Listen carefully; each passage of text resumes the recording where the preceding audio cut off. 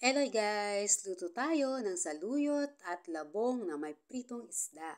Ang una kong ginawa ay pinalambot ko ang labong sa pamamagitan ng papapakulo nito upang mawala na rin yung aftertaste niya. Habang pinilalambot ko ang labong ay piniprito ko naman ang isda. Pwede naman niyang tostado pero ako yung tamang prito lang. Sa parehong kawali ay nagisa ko ng bawang at sibuyas. Nilagyan ko ito ng 1.5 baso ng tubig.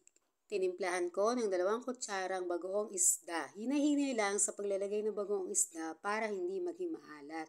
Tatakpan ko ito at pakukuluin.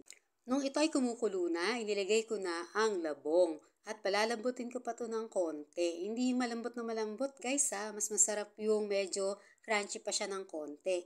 At syempre, isunod ang saluyot.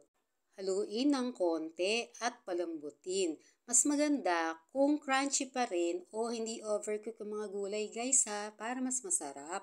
Pagkatapos niyan ay pwede nang iibabaw ang mga isda. Tcharan! Ito na ang labong at saluyot na may piniritong isda. Enjoy! Follow for more!